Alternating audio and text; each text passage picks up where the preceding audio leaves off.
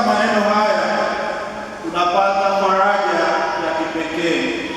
Ingawa Yesu anaondoka kimwili, anatuahidi Roho Mtakatifu, msaidizi wa kweli, atakaye kufariji, kutufundisha na kutukumbusha yale yote aliyotufundisha Kristo.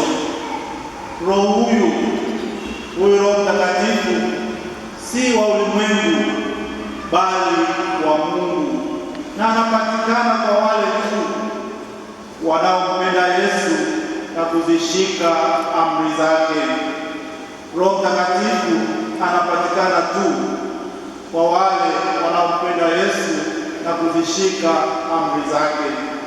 Roho Mtakatifu, wapendwa, ni mfariji anayetuliza mioyo yetu katika huzuni, hofu na magumu ya maisha. Ni Roho wa kweli anayetufundisha, kutukumbusha mafundisho ya Yesu na kutuongoza katika njia ya haki. Tunapomkaribisha Roho Mtakatifu, tunapokea msaada wa kiroho wa kudumu, nguvu ya kushinda majaribu na mwanga wa kutambua mapenzi ya Mungu. Katika sehemu ya Injili tuliyoisikia, Yesu anaonyesha kuwa upendo wa kweli huambatana na utii. Tunapompenda, tunazishika amri zake. Kwa njia hiyo, tunafungua mioyo yetu kupokea Roho Mtakatifu. Roho huyu hufanya makao ndani yetu, hutufanya hai kiroho na hutufanya washirika wa fumbo la Utatu Mtakatifu.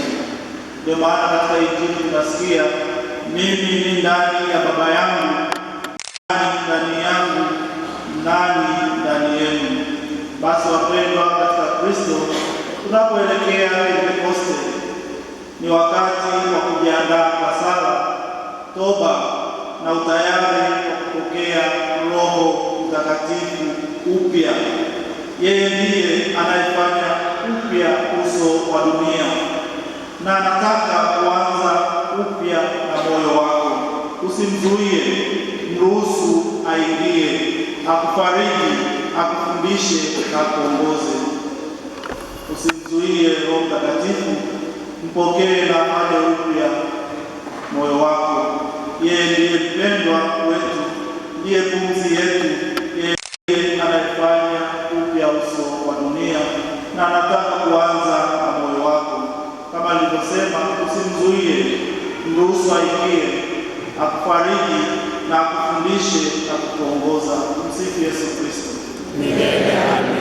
Basi wapendwa, leo tuombe neema ili Roho Mtakatifu aje aishi ndani mwetu, atufundishe, atufariji na kutuongoza katika njia ya kweli, atufanye kuwa vyombo vya upendo wa Kristo katika dunia. Kwa namna ya pekee, siku ya leo tunawakumbuka wakina mama. Ni siku ya kina mama, Mei 10.